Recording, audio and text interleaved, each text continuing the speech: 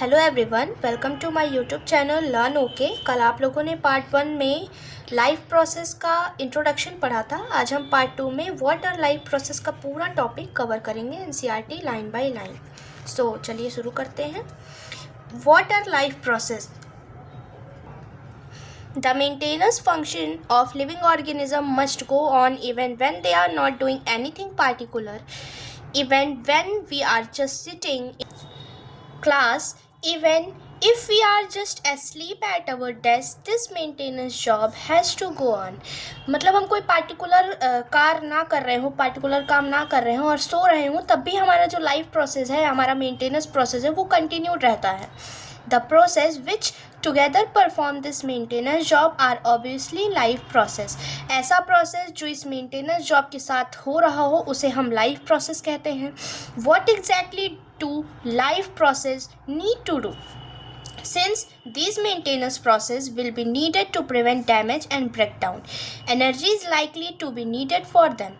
किसी भी डैमेज को या ब्रेकडाउन को प्रिवेंट करने के लिए, किसी भी मेंटेनेंस प्रोसेस में किसी डैमेज को या ब्रेकडाउन को बचाने के लिए हमें एनर्जी की ज़रूरत होती है। Energy will inevitably come from outside the body to the individual of organism. Energy जो है वो बाहर से हमें मिलती है किसी भी इंडिविजुअल ऑर्गेनिज्म में। So there must be a process to transfer a source of energy from outside the body of organism which we commonly call food to inside a process we commonly call nutrition. Energy हमें बाहर से मिलती है, इसमें दो process involve हैं। एक बाहर से हमारा फूड का इंटेक लेना और एक न्यूट्रिशन, जिसको हम न्यूट्रिशन बोलते हैं, एक न्यूट्रिशन भरा नहीं, पोषण भरा फूड हमें खाना जिससे हमें एनर्जी मिलती है। ये हमारा प्रोसेस है हमें बाहर से एनर्जी मिलने का। If the body size of the organism is to grow, additional raw material will also be needed from outside। अगर किसी भी ऑर्गेनिज्म के बॉडी को बढ़ाना है, ग्रो कराना है, तो हमें बाहर से मटेरियल्स की ज़रूरत पड़ेगी। Since life on earth depends on carbon molecule, most of these sources are carbon based। depending on the complexity of these carbon source, different organism can use different kind of nutritional process। हमें energy के लिए carbon based molecules की ज़रूरत होती है। Different organism अपने हिसाब से डिफरेंट न्यूट्रिशनल प्रोसेस करते हैं अपने आप को एनर्जी प्रोवाइड कराने के लिए। कार्बन बेस्ड मॉलिक्यूल का मैं एक एग्जांपल दूंगी, ग्लूकोज का, जिसका फॉर्मूला है C6H12O6। ये कार्बन बेस्ड मॉलिक्यूल है जो हमारे बॉडी में ही हमारे बॉडी को एनर्जी देने के लिए प्रेजेंट रहता है। These outside source of energy could be quite varied since the environment is not under the control of the individual organism। ये जो सोर्स ऑफ एनर्जी का सोर्स है वो सबके लिए अलग अलग हो सकता है। क्यों? क्योंकि environment is not under the control of individual organism. क्योंकि हमारा जो इन्वायरमेंट है वो किसी एक इंडिविजुअल के हाथ में नहीं है, एक इंडिविजुअल के कंट्रोल में नहीं है। These source of energy therefore need to be broken down or built up in the body and must be finally converted into a uniform source of energy that can be used for the various molecular movements needed for maintaining living structure as well as to kind of molecule the body needs to grow। ये total मिला के एक process का definition है जिसको हम बोलते हैं मेटाबॉलिज्म। मतलब हम कोई एनर्जी गिविंग फूड खाते हैं, उसका हमारे बॉडी में ब्रेकडाउन होता है मैक्रो से माइक्रो मॉलिक्यूल में, फिर उनका एब्जॉर्प्शन और उससे हमें एनर्जी मिलती है। This is the whole process of metabolism, जिसे मेटाबॉलिज्म कहते हैं। यह हमारे लाइफ प्रोसेस का ही एक पार्ट है। एनसीईआरटी डायरेक्ट रिफ्लेक्ट कर रही है मेटाबॉलिज्म की ओर। For this A series of chemical reaction in the body will be necessary। इसीलिए हमारे बॉडी में जो केमिकल रिएक्शन होता है एनर्जी गिविंग के लिए वो बहुत ही ज़रूरी होता है, जिसको हम मेटाबॉलिज्म बोलते हैं। Oxidizing, reducing and reaction are some of the common chemical mean to break down the molecule। हमारे बॉडी में जो भी हम फूड इनटेक करते हैं वो एक माइक्रो मॉलिक्यूल में कन्वर्ट हो जाता है। उसको माइक्रो में कन्वर्ट करने के लिए कोई दो तरह के प्रोसेस होते हैं, जिसे बोलते हैं, एक का नाम है ऑक्सीडाइजिंग और एक का नाम है रिड्यूसिंग प्रोसेस। इसको यूज़ किया जाता है मॉलिक्यूल्स को ब्रेक करने के लिए। For this many organism use oxygen source from outside the body. Oxidising के लिए हमें ऑक्सीजन की ज़रूरत पड़ती है बाहर से। For this, many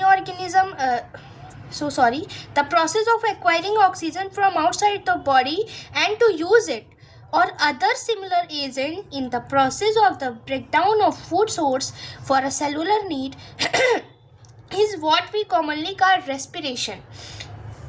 पहले हमारा न्यूट्रिशन आया, फिर हमारे यहाँ पे मेटाबॉलिज्म आया और अब हमारा यहाँ रेस्पिरेशन आ रहा है।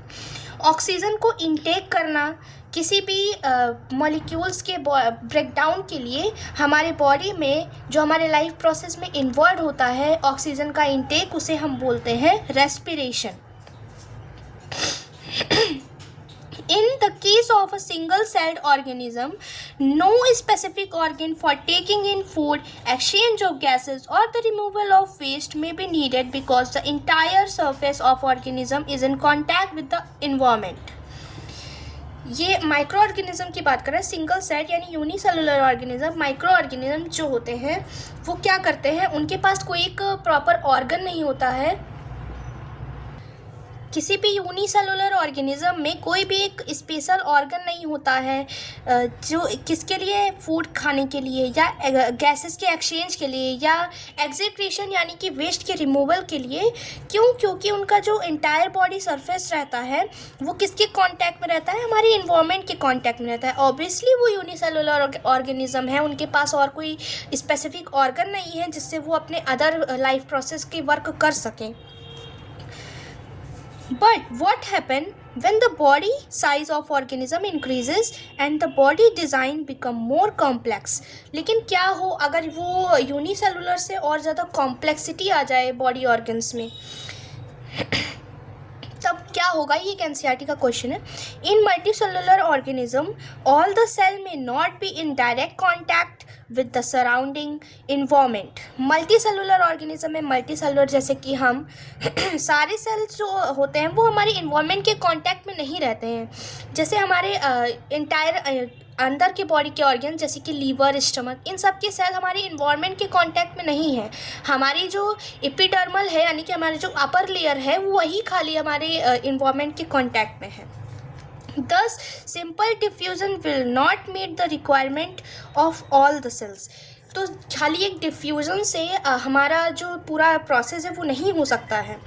We have seen previously how in multicellular organism various body parts have specialized function they perform.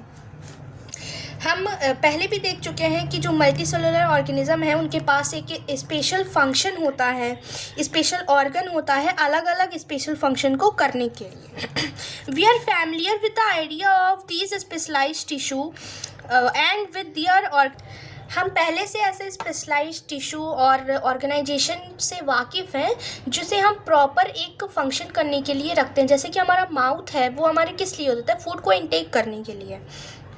It is therefore no surprise, इसमें कोई भी सरप्राइज की बात नहीं है कि फूड और oxygen will also be the function of specialised tissue, यानी फूड और ऑक्सीजन को इनटेक करने के लिए स्पेशलाइज फंक्शन, स्पेशलाइज्ड टिश्यू रहता है। However, this creates a problem since the food and oxygen are now taken up at one place in the body of organism, while all parts of the body needed them. हम food और oxygen किसी एक part से लेते हैं, जैसे हम अपने माउथ से फूड को इनटेक करते हैं, लेकिन हम जो फूड रहता है, फूड का जितना भी न्यूट्रिशन रहता है वो हमारे इंटायर बॉडी को चाहिए होता है।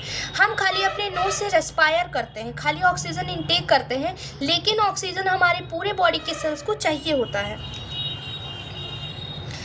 This situation creates a need of transportation system for carrying food and oxygen from one place to another in the body.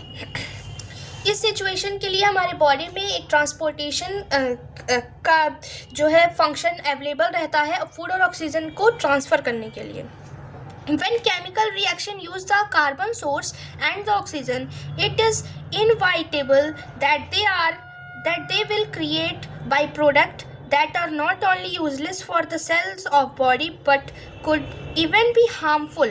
These waste byproduct will therefore need to be removed from the body and discarded outside, a process that we called execretion. हमने nutrition पढ़ा, हमने metabolism पढ़ा, हमने respiration पढ़ा, और अब हमारा या ओवरव्यू है ये पूरे चैप्टर का, ये टॉपिक हमारा, ये पूरा पैराग्राफ ओवरव्यू है। और अब हम क्या पढ़ रहे हैं, एग्जीक्रेशन पढ़ रहे हैं। हमारा लाइफ प्रोसेस के जितने भी मेन इंपॉर्टेंट टॉपिक्स हैं वो इसमें इंक्लूड हो गए हैं। मतलब हम कोई खाना खाते हैं, उसमें से न्यूट्रिशनल वैल्यू सब निकल जाती है, हमारा बॉडी उसे ले लेता है, उसमें से कुछ एक्जिक्रेट्स भी होंगे जिसको हमें अपने बॉडी से बाहर निकालना है, नहीं तो वो हमारे बॉडी के लिए बहुत हार्मफुल होंगे।